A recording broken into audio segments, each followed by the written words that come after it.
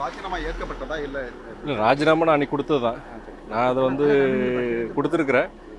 நிர்வாகக் குழுவில் அவங்க நிர்வாகிகள், மாவட்ட செயலாளர்கள் மற்றும் மூத்த நிர்வாகிகள் அவங்களாம் முடிவெடுக்கிறதா.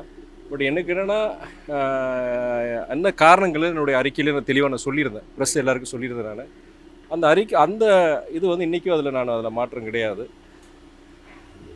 பொதுவாக இந்த பிரச்சனையே முதல்ல எதனால் வந்ததுங்கிறது உங்களுக்கு அடுத்து இந்த நிர்வாக கூட்டத்தில் நடக்கும்போது அடுத்து இயக்க நிர்வாகிகள் எல்லாருமே சொல்லுவாங்க, மீடியாவுக்கு அட்ரஸ் பண்ணுவாங்க. உங்களுடைய முடிவில் நீங்கள் ஸ்ட்ராங்காக இருக்கிறீங்களா சார்? ஆமாம், நான் அதனால் அறிக்கை நான் பின்வாங்கலையே. நான் அன்றைக்கி கொடுத்த ஸ்டேட்மெண்ட் நான் பின்வாங்கலையே. நான் மதிமுக அலுவலகத்தில் பார்க்கும்பொழுது உங்களுடைய பேரை சொல்லி துரை வைகோ அவர்கள் வாழ்கன்னு தொண்டர்கள் கோஷம் அனுப்புகிறாங்க. உங்களுக்கும் வரவேற்பு இல்லை. தலைவர் இந்த இயக்கம்ங்கிறது வந்து வைகோ தான் மதிமுக தான் வைகோங்கிறது, அதில் எந்த இதுவும் கிடையாது. மாவட்ட செயலர் நிர்வாகிகள்கிட்ட யாருக்கிட்டையும் நீங்கள் இந்த மாதிரி பேசுங்க, இந்த மாதிரி நடவடிக்கை எடுங்கிறத ஒரு சூழலை என்கிட்ட கேட்ட பிறகு எல்லா பொறுப்பாளர்கள் நிர்வாகிகள் என்கிட்ட கேட்கும்போது கூட நான் ஒன்றே ஒன்று சொல்கிறேன், இது ஏன் நான் சம்மந்தப்பட்ட விஷயம்னால நான் அதில் சொல்ல முடியாது. கட்சியுடைய கடைநிலை தொண்டர், ஒன்றிய செயலர், பகுதி செயலர், கட்சியோட நிர்வாகிகள் என்னதை வந்து நீங்கள் மாவட்ட செயலர் பிரதிபலிங்க, கட்சி தலைமைக்கு நீங்கள் பிரதிபலிங்க அப்படின்னு நான் சொல்லியிருந்தேன். நான் என்னுடைய கருத்தாக நான் எங்களுடைய மாவட்ட செயலர் நிர்வாகிகள்கிட்டயே நான் சொன்னதில்லை. நான் சொல்ல முடியாதுன்னு சொல்லியிருக்கிறேன். நான் கட்சிக்கு வந்து நீங்கள் 4 வருஷம் தான் ஆகுது, ஆனால் 32 வருஷம் சீனியர் ஒருத்தர் ஓரம் கட்டுறீங்கன்னு சொல்லி தான் பொதுவாக வந்து உங்கள் கட்சி நிலத்தில் ஒரு குற்றச்சாட்டு முன்வைக்கப்படுது. இயக்கத்தினர் பொறுத்த வரைக்கும் யாருமே இந்த குற்றச்சாட்டு வைக்கல. இன்றைக்கி இருக்கிற அங்கே நிர்வாக குழு கூட்டத்தில் வந்து மாவட்ட செயலாளர்கள் எல்லா மூத்த நிறுவனம் அங்கே இருக்கிறாங்க. அங்கே நீங்கள் கேட்கணும். சும்மா பதிவு போடுற சோஷியல் மீடியாவில் 10 பேர் வச்சு ஃபேக் ஐடி வச்சு பதிவு போடுறதெல்லாம் வச்சு நம்ம முடிவு எடுக்க முடியாது. கட்சி யாரு முன்னாடி நிற்கங்கிறது உங்கள் பத்திரிகை நண்பர்கள், தோழர்கள் உங்களுக்கு எல்லாருக்கும் தெரியும். உங்களுக்கு நிறைய பேர் பேசுனாங்க. நான் சொன்னது வந்து இதுதான், ஒரே வார்த்தை, நீங்கள் வந்து நான் உங்களுடைய முடிவாக இருக்கட்டும், நீங்கள் கட்சியில் இருக்கிற கட்சிக்காரங்களுடைய முடிவை வந்து நீங்கள் தலைமையிட்ட நீங்கள் நிர்வாகக்குள்ள சொல்லுங்க, தர இப்படி சொல்லுங்கள் அப்படி சொல்லுங்கள் அங்கே நான் சொல்லவே மாட்டேன். என்கிட்ட கேட்டாங்க, நான் இந்த மாதிரி சொல்ல போகிற தீர்மானம் போடுறதில்ல, என்கிட்ட சொல்லாதீங்க, என்கிட்ட பேசாதீங்க, அது உங்களுடைய முடிவு, கட்சிக்காரங்களுடைய முடிவு. இது என்ன நான் சம்மந்தப்பட்ட விஷயம் இருக்கிறதுனால நான் அறிக்கையை நான் வந்து அன்றைக்கி கூட அறிக்கை கொடுக்கல. அன்றைக்கி நம்ம கட்சிக்காரங்க எல்லாரும் கேட்கும்போது இந்த விஷயம் பொதுவெளிக்கு வந்ததே பார்த்திங்கன்னா இந்த தோழர்களால தான். ஏன்னா வந்து உட்கட்சியில் நடந்த விவசாயம் வந்து அதை ஃபோட்டோ வீடியோ எடுத்து வெளியில் போட்டு கட்சிக்குள்ளே இப்படி ஒரு இருக்கிறது குழப்பத்தை வீணாக வந்து உருவாக்குனதே அந்த தோழர் தான். சரி, இதை சம்மந்தமாக வந்து பொதுச்செயலர் என்ன சொல்லிச்சு? அவங்க அறிக்கையை பார்த்துட்டு என்ன சொன்னார்?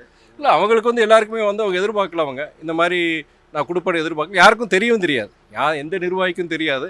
நானே எடுத்துக்கிட்ட முடிவு தான். என்னால் ஒரு பிரச்சனை கட்சிக்கோ தலைமைக்கோ வரக்கூடாது, அவதூறுகள் வரக்கூடாது. நான் இருக்க போய் தான், இந்த பொறுப்பில் இருக்க போய் தான் அவதூறுகள் பேசுகிறீங்க, இது பண்ணுறீங்க. நான் இது இல்லைன்னா எதுக்கு நீங்கள் அட்லீஸ்ட் அப்போனாச்சும் நீங்கள் பேசாமல் இருங்க அப்படின்னு சொல்லி தலைவரை காயப்படுத்தாதீங்க, கட்சியை இழிவுபடுத்தாதீங்கிறது என்னுடைய வேண்டுகோள் தான். அறிக்கையில் நீங்கள் பார்த்துருக்கீங்க. தேர்தலுக்கான அனைத்து வேலைகளும் எல்லா கட்சியும் தொடங்கிட்டாங்க. தேர்தல் நேரத்தில் இந்த மாதிரியான சலசலப்பு கட்சிக்கு பின்னடைவாக இருக்காது. தேர்தல் நேரத்தில் தான் இந்த மாதிரி குழப்பங்கள், தேர்தலுக்கு முன்னாடி இந்த மாதிரி குழப்பங்கள், கட்சியும் தலைமையை களங்கப்படுத்துகிற இந்த போன்ற நபர்கள் வந்து இது மாதிரி அவங்க கட்சி தலைமை நடவடிக்கை எடுக்கிறதா என்னுடைய இது. தொடர்ந்து இது பண்ணி இன்றைக்கி நடக்கல, 4 வருஷமாக இது போன்ற இது வந்து செய்திகளை வந்து அந்த ஊடகங்களுக்கு பரப்பிட்டு இருக்கவங்க யாரும் கட்சிக்காரங்களுக்கு தெரியும்.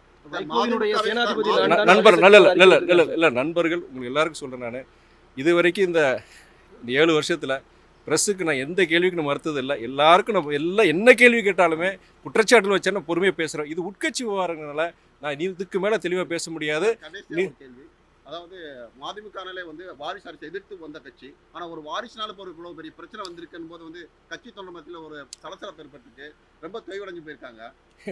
இது வந்து என்னென்னா, ஏதாவது உங்களுக்கு எல்லாருக்கும் பலமுறை சொல்லியிருக்கேன், எல்லா நிர்வாகிகளும் சொல்லியிருக்காங்க. நானும் தலைவரும் விரும்பி இந்த அரசியலுக்கு நான் வரல. நான் இயக்கத்தோழருடைய நிர்பந்தத்தினால் அதை வந்தேன். நான் சட்டமன்ற தேர்தலில் கொடுத்தது வந்து ரகுராமன் அவருக்கு கொடுத்துருந்தேன். நான் இந்த எம்பி எலெக்ஷன் இதே நிர்வாக குழு எம்பி எலெக்ஷனுக்கு முன்னாடி எங்களுக்கு சீட்டு ஒதுக்குறதுக்கப்போ தயவு செய்து ஒரு சீனியருக்கு கொடுங்கன்னு தான் நான் சொல்லியிருந்தேன். நான் ஒட்டு மொத்தமாக நீங்கள் சட்டமன்ற தேர்தல் எடுத்த முடிவு இப்போயும் நீங்கள் எடுக்கக்கூடாதுன்னு சொல்லிட்டு நிர்பந்திக்கப்பட்டு அப்போயுமே இந்த பொறுப்பை நான் கொடுத்தாங்க.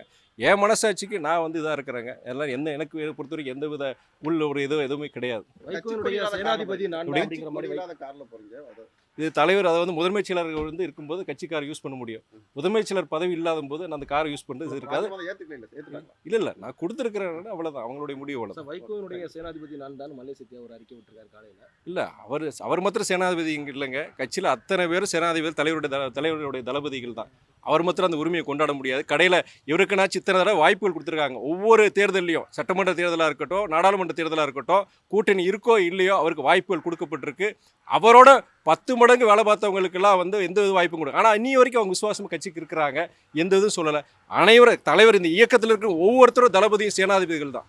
உங்களுடைய முடிவுல நீங்க ஸ்ட்ராங்கா இருக்கேன்னு சொல்றீங்க. ஆனா இருவருக்கும் நிர்வாக கூட்டத்துல சுமூக முடிவு நிர்வாக கூட்டத்துல தான் சுமூக முடிவுங்கிறது வந்து அது வந்து தலைமை என்ன நினைக்கிறதோ அதான் அவங்க தலைமை முடிவு இறுதி முடிவு. மறுபரிசீலனை பண்ண சொன்னா நீங்க பண்ணுவீங்களா சார்? இல்லை அதெல்லாம் போட்டோம். இன்னைக்கு நிகழ்வுகளை பொறுத்த வரைக்கும் இப்போ நானே தவறு செஞ்சு வச்சுக்கோங்க, ஏன் நடவடிக்கையில் தவறு இருந்தாலும் நிர்வாகிகள் யாரும் பேச போகிறாங்க. அப்போ நான் தவறு செஞ்சேன்னா அது ஒரு நான் அப்போ என்ன தவறு செஞ்சேங்கிறது இது பண்ண போகிறாங்க. இந்த நிர்வாக கூட்டத்தில் எல்லா மூத்த நிர்வாகிகள் பேசுறதை வச்சு நம்ம முடிவு எடுக்க முடியும். சரி, நன்றி.